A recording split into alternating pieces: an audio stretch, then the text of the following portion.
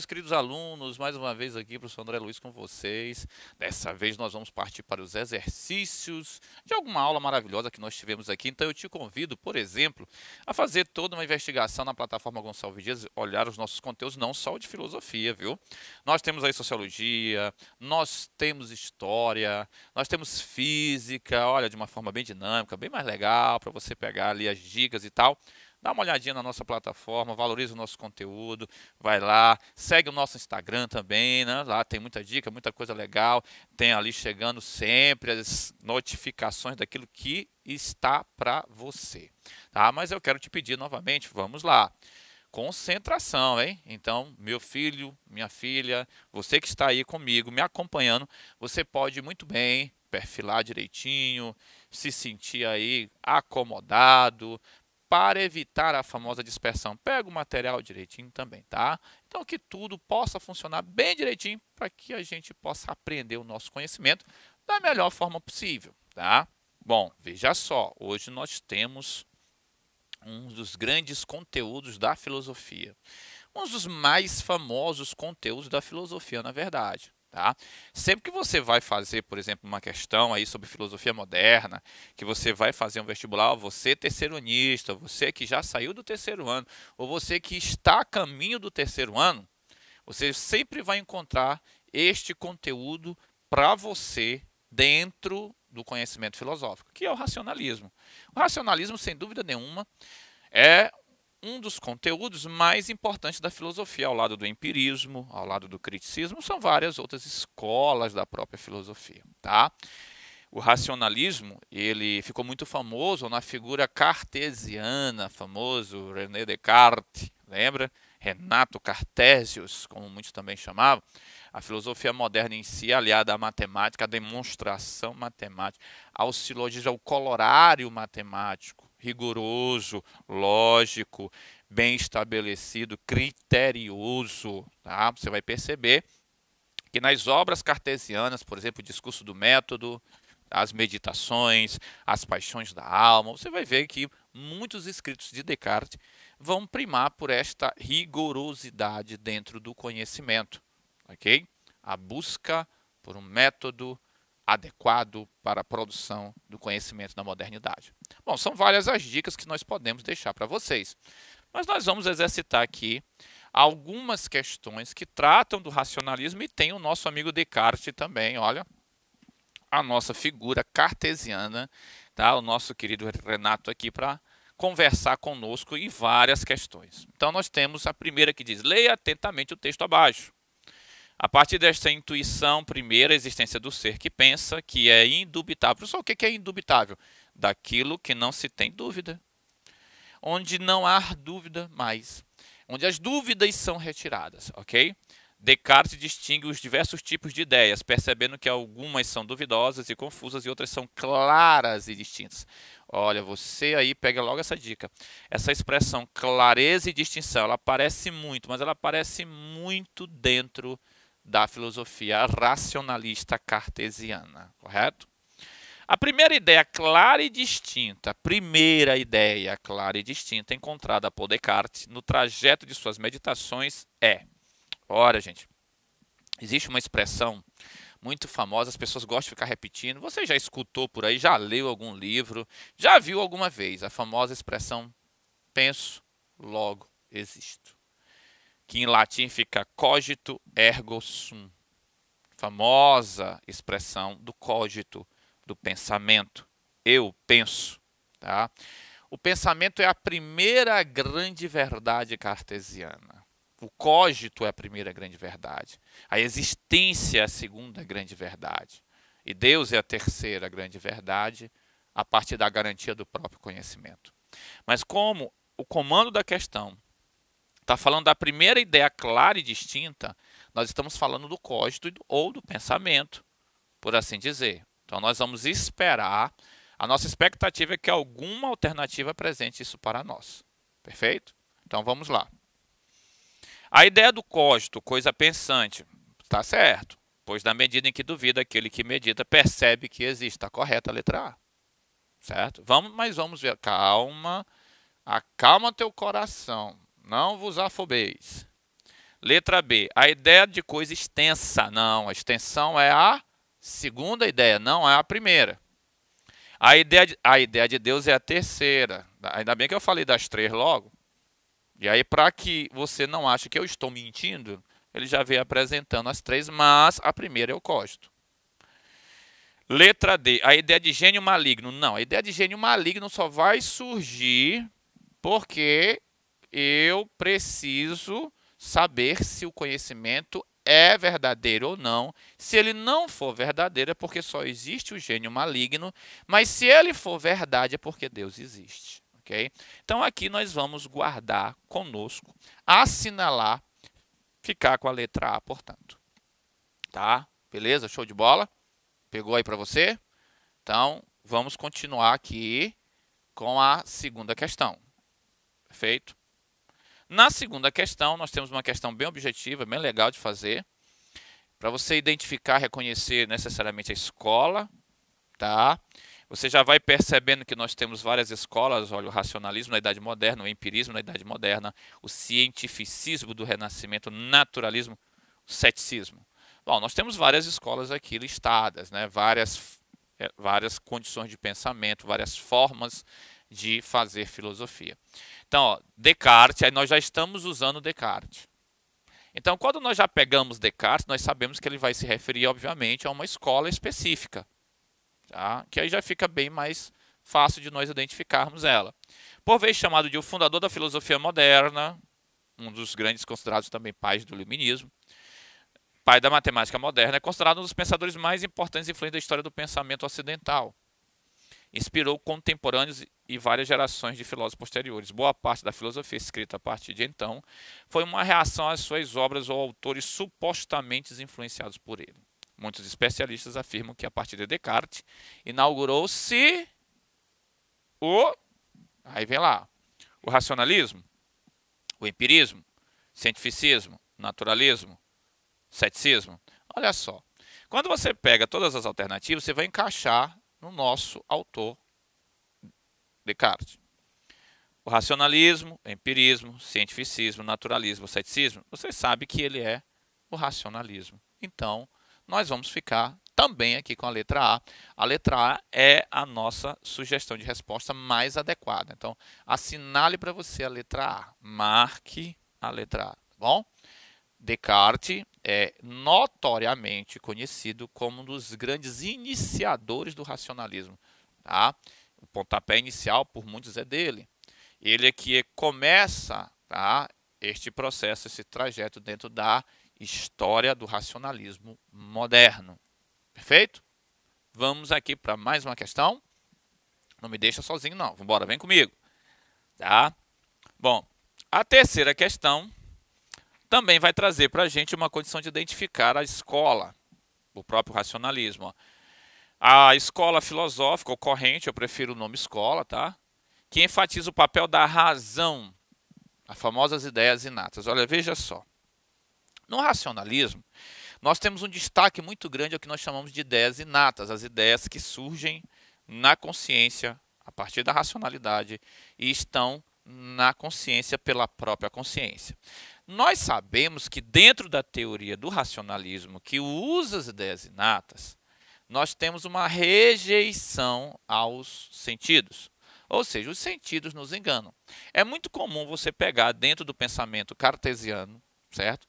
Algumas expressões que vão desprezar, vão deixar de lado os sentidos. Por quê? Porque, segundo ele, os sentidos não são capazes de produzir um conhecimento seguro. E aí, através do método, a dúvida metódica, cuidado você que aí é terceironista, cuidado que você que está chegando ao terceiro ano, cuidado que você vai encontrar em várias questões a dúvida metódica. Cuidado que você vai ter de dar conta deste conceito dentro do racionalismo. A famosa dúvida hiperbólica, certo? A dúvida exagerada, como muitos chamam também, que aí no caso é hiperbólico. Veja só, este método vai possibilitar com que nós reconheçamos que aquilo que é produzido pela consciência é o único conhecimento legítimo e seguro. Então, conhecimento indubitável, sem o qual não teremos dúvida alguma. Tá? Nessa perspectiva, a razão vai possibilitar a apreensão e a justificação do conhecimento, sem o recurso, olha, sensorial, ou seja, sem os sentidos, sem utilizar os sentidos, interferindo no processo do conhecimento. Tal conceito refere-se ao racionalismo. Olha só. Aí a nossa busca aqui é pelo racionalismo, que está na letra E. Ó. A letra A, fenomenismo, certo? Ali seria uma fenomenologia, está um pouco mais à frente. Ceticismo, uma doutrina helenística. Dogmatismo, forma de conhecimento. Empirismo, escola da modernidade, mas é dos sentidos. Racionalismo, a, claro, escola que favorece as ideias inatas do conhecimento na consciência pela razão, a partir da razão e pela própria razão. Então, nós vamos marcar aqui a letra E. Fique com a letra A, assinale a letra E para você aí. Letra E, perfeito? Marcou a letra E? Olha, às vezes vocês acham que a resposta nunca é a letra E, tá vendo? Vamos lá para a quarta questão. A quarta questão já vai dar um pouquinho de trabalho, né? A dúvida é uma atitude, olha o método, a dúvida.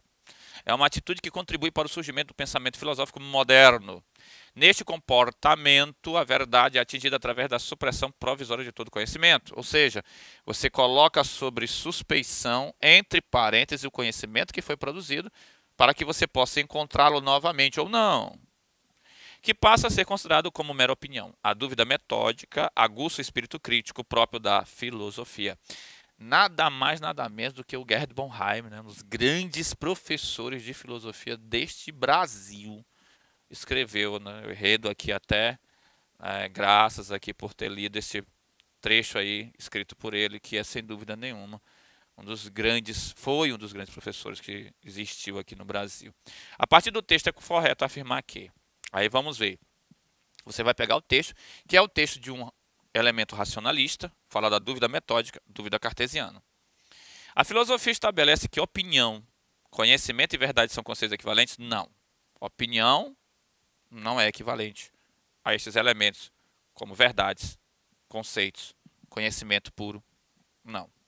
Tá? Opinião é doxa, por exemplo, mas é mais perto até de senso comum.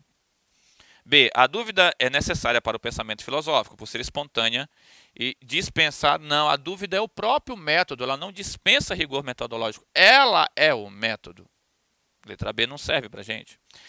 Letra C. O espírito crítico é uma característica da filosofia e surge quando opiniões e verdades são coincidentes. Opiniões e verdades não são coincidentes, opiniões são elementos espontâneos, certo? Conhecimento é algo, claro, que você vai, de forma intencional, buscar investigar metodologicamente, utilizando a dúvida como aqui está colocado. Não é encontrado de qualquer forma, no caos, de qualquer maneira, a qualquer momento. Existe ali um caminho. A palavra método é a palavra caminho, certo? Então, não é de qualquer jeito. Letra D. A dúvida, o questionamento rigoroso e o espírito crítico são fundamentos do pensamento filosófico. Certo, perfeito. A dúvida, o questionamento rigoroso, rigor é método, viu? E o espírito crítico são fundamentos do pensamento filosófico moderno. Perfeito, você vai assinalar para você aí a letra D, porque a letra D é, sem dúvida nenhuma, aquela alternativa que traz para a gente os elementos que nós estamos buscando, nós estamos procurando e preparando o terreno para encontrar. Tá? Veja só que a expressão rigor, rigoroso, se refere a método. Tá? Então, rigorosidade é metodologia. E isso vai dizer que é organizado, não é de qualquer forma, não é de qualquer maneira, e nós precisamos fazer sempre dentro deste mesmo formato. Ok? Bom, vamos para a próxima questão. Com sua operação filosófica denominada dúvida metódica, olha o método mais uma vez, tá? Descartes acabou instituindo um paradigma filosófico que foi identificado como racionalismo. Isso aqui nós já vimos, já fizemos exercício, já estamos aqui catedráticos com essa história. Em oposição ao racionalismo cartesiano, que é legal. Porque nós vamos, na verdade, perceber que existem escolas que se opõem ao racionalismo cartesiano. Aí veja só. No racionalismo, nós temos as ideias inatas da consciência gerada pela razão, a partir da própria razão, na razão para a consciência. Mas nós temos uma outra escola famosa, o empirismo, que aí eu vou te convidar temas para as próximas aulas, o empirismo, os autores empiristas, as características do empirismo, certo? Esta doutrina empirista, já vai servindo aqui como introdução, ela vai, claro, construir o conhecimento de uma outra forma, ou seja, ela não está nas ideias inatas, ela vai usar os sentidos. Ela já vai trazer os sentidos, ela vai deflagrar os sentidos como origem do conhecimento. Tá? E aí, deflagrando os sentidos, ela vai se opor à escola racionalista, porque o racionalismo diz que os sentidos nos enganam. Ok? Então, veja só, em oposição ao racionalismo cartesiano, alguns filósofos britânicos, aí vem Locke, tá? Por exemplo, desenvolveram a filosofia que quer. Olha só, nós estamos procurando então a escola que vai se contrapor ao racionalismo, que é a escola empirista, em que o conhecimento é baseado nos sentidos, correto? Então, letra A, tomar como premissa principal para o conhecimento a faculdade da razão, a partir da qual o mundo se torna inteligível. Gente, isso aqui é o racionalismo, a letra A. Nós não estamos buscando o racionalismo, nós estamos buscando a escola que se contrapõe ao racionalismo. Então, não é a letra A, porque a letra A é o racionalismo, a letra A é o racionalismo. Letra B, negar a importância dos dados empíricos. Não pode, porque nós estamos justamente procurando o empirismo. Então, eu não posso negar a importância dos dados empíricos, eu estou procurando justamente isso. A letra B também ficou muito distante. Letra C, tomar como premissa principal para o conhecimento os dados da realidade sensível. Realidade sensível, empirismo, sensibilidade, sentidos. Certo? Tá certo? Não está errado. Isto é, os dados empíricos e materiais. Pô, que legal, tá certo. A letra C está bem legal. A letra C está no caminho daquilo que estamos procurando. Letra D, não ter um método filosófico racional. Bom, gente, já começou muito errado. Olha, tanto empirismo como racionalismo tem método. Então, aqui o caba chutou o balde, né? Porque como é que eu vou fazer um conhecimento? Como é que eu vou falar de uma origem do conhecimento? Tá? Porque racionalismo é a origem do conhecimento, empirismo é a origem do conhecimento, certo? Criticismo é a origem do conhecimento. Nós temos essas três, empirismo, racionalismo, criticismo, que vão tratar de um tema muito importante, que é o conhecimento, e o conhecimento precisa de método.